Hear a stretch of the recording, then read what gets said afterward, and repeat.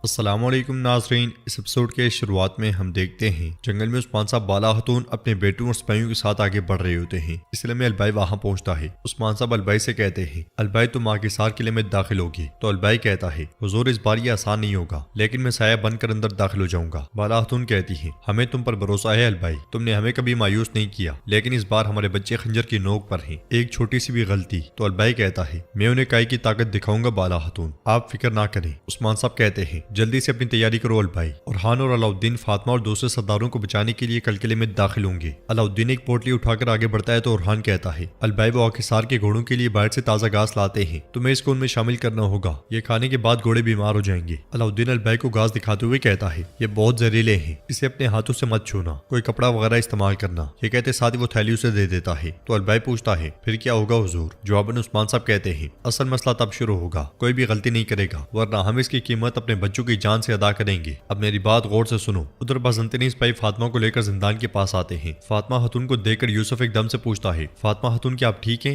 مگر سروجہ مسلسل چلا رہا ہوتا ہے، میں مر جاؤں گا، میں مر جاؤں گا۔ یہ دیکھ کر فاطمہ پوچھتی ہے، سروجہ کو کیا ہوا ہے؟ تو یوسف کہتا ہے، سپاہیوں یہ مرنے والا ہے، اسے حکیم کے پاس لے جاؤ، یہ سردار کا بیٹا ہے، اگر یہ مر گیا تو لوکاس اس کا حساب تم سے لے گا۔ فاطمہ بھی صورتحال کو سمجھتے ہوئے سپاہیوں سے کہتی ہے، جلدی سے حکیم کو بلاؤ، اس کی مدد کرو۔ کچھ دیر تک منظر دیکھنے کے بعد سپاہی زندان کھول کر اندر داخل ہو جاتے ہیں، اور جیسے ہی سپاہی سروجہ کو اٹھاتا ہے سروجہ اس پہ ٹوٹ پڑتا ہے۔ سروجہ کی دیکھا دیکھی یوسف بھی ایک کو دبوچ لیتا ہے، ایک کا کام فاطمہ بھی تمام کر دیتی ہے۔ سپاہیوں کو مارنے کے بعد یوسف اور سروجہ اپنی زنجیریں کھول لیتے ہیں اور فاطمہ سے اس کا حال احوال پوچھتے ہیں۔ تو فاطمہ کہتی ہے، میں ٹھیک ہوں، وہ میرا کچھ نہیں بگاڑ سکی، چلو ہم یہاں سے بھاگیں گے، ہم ان کے منصوبوں کو خاک میں ملا دیں گے، قیدیوں کو بھی نکالو۔ یہ کہتے ساتھ ہی وہ باقی سب قیدیوں کو کھولنے لگ جاتے ہیں اور اگلی لمحے تلواریں لے کر بھاگ جاتے ہیں۔ قرارگاہ میں بیحان بیگم خاتون کو روکتے ہوئے کہتا ہے، ہم انہیں بچائیں گے، آپ جانتی ہیں نا؟ تو بیگم کہتی ہے، میں جانتی ہوں، میں بالکل جانتی ہوں بیحان بے، لیکن یہ پہلی بار ہے کہ میں اتنی خوفزدہ ہوں، میرا بھائی یوسف میری امانت ہے، اگر اسے کچھ ہو گیا تو بیحان ایک دم سے کہتا ہے، اس کے ساتھ کچھ نہیں ہوگا،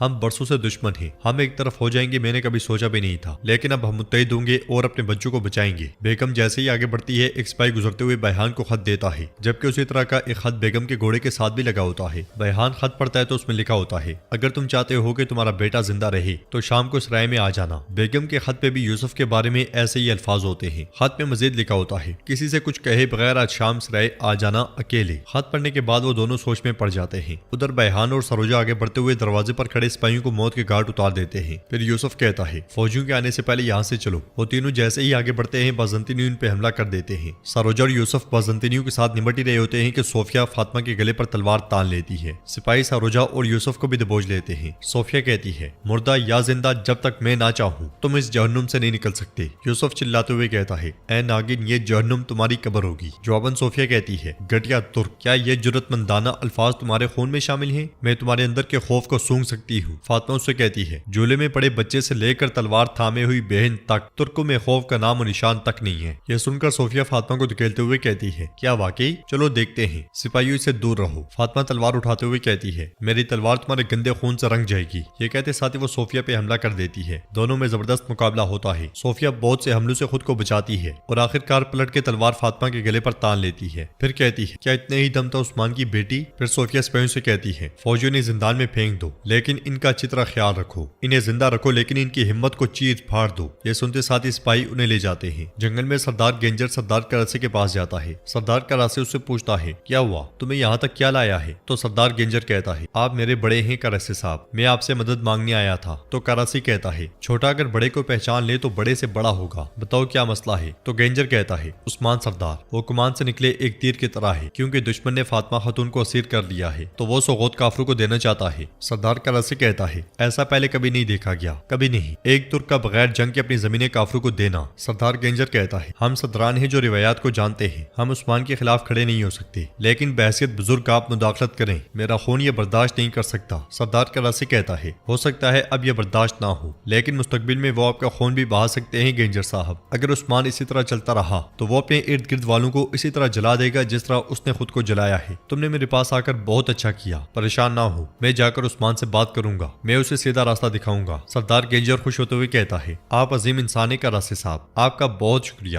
یہ کہتے ساتھ ہی سردار گینجر چلا جاتا ہے اور کراسے کہتا ہے، پہلا پتا گر گیا ہے سانجار۔ عثمان کا قداور درخت اب خزاں کے موسم کا سامنا کر رہا ہے، وہ جلدی زمین بوس ہو جائے گا۔ کائی قبیلے میں غازی دو تلواریں گھسیٹتے ہوئے عائشہ سے کہتا ہے، چلو ہم جائیں گے اور فاطمہ خاتون کو بچائیں گے، آؤ عائشہ اپنی تلوار اٹھا لو۔ تو عائشہ خنجر دکھاتے ہوئے کہتی ہے، یہ میرے ساتھ ہے، تم فکر نہ کرو، میرے بابا فاطمہ خاتون کو بچائیں گے۔ تو غازی کہتا ہے، تمہارے بابا غائب ہیں، غائب انسان فاطمہ خاتون کو کیسے بچائے گا؟ چلو چلتے ہیں، اگر تم ڈرتی ہو تو مت آنا۔ یہ سن کر عائشہ کہتی ہے، پہلی بات تو یہ کہ میں کسی چیز سے نہیں ڈرتی، دوسری بات یہ کہ میرے بابا اس سے بڑھ کر ہیں جو تم سمجھتے ہو۔ غازی کہتا ہے، تمہارے بابا گھوڑوں کے رکھوالے ہیں، ایک گھوڑے کا رکھوالا اور کیا کرتا ہے، جبکہ میرے بابا ایک سردار ہیں، ان کے پاس دوری تلواریں بھی ہیں، تمہارے بابا بس گھوڑوں کے رکھوالے ہیں۔ عائشہ غصے سے کہتی ہے، تم کچھ نہیں جانتے، میرے بابا صرف گھوڑوں کے رکھوالے نہیں ہیں۔ غازی پوچھتا ہے، وہ کیا ہیں جو میں نہیں جانتا؟ ہمیں بتاؤ تاکہ میں تمہارے بابا کی صلاحیتوں کو جان سکوں۔ عائشہ کہتی ہے، میں تمہیں یہ بتا کر پچھتانے پر مجبور کروں گی، اب تم دیکھو گے کہ میرے بابا کون ہیں، یہ دیکھو۔ یہ کہتے ساتھ ہی وہ اسے خنجر دکھانے ہی لگتی ہے کہ خواتین وہاں پہنچتی ہیں اور الجھن تلواریں غازی سے لیتے ہوئے کہتی ہے، یہ تم کیا کر رہے ہو؟ تو غازی کہتا ہے، ماں ہم فاطمہ خاتون کو بچانے جائیں گے، مجھے میری تلواریں دو۔ ہولوفیرا بھی عائشہ سے خنجر لے لیتی ہے اور کہتی ہے، آپ کو چوٹ لگ سکتی ہے بچی۔ الجھن غازی سے تلوار چھڑواتے ہوئے کہتی ہے، غازی میں تمہیں مار دوں گی، دوبارہ تلواروں کو مت چھونا۔ یہ سن کر غازی گونجا کے پاس جاتا ہے اور اس سے کہتا ہے، گونجا میری ماں کو سمجھاؤ، میں خاموشی سے انتظار نہیں کر سکتا۔ گونجا کہتی ہے، رک جاؤ غازی، تمہاری ماں ٹھیک کہہ رہی ہے۔ خنجر کو دیکھتے دیکھتے ہولوفیرا جیسے ہی خنجر نکالنے لگتی ہے، عائشہ ایک دم سے کہتی ہے،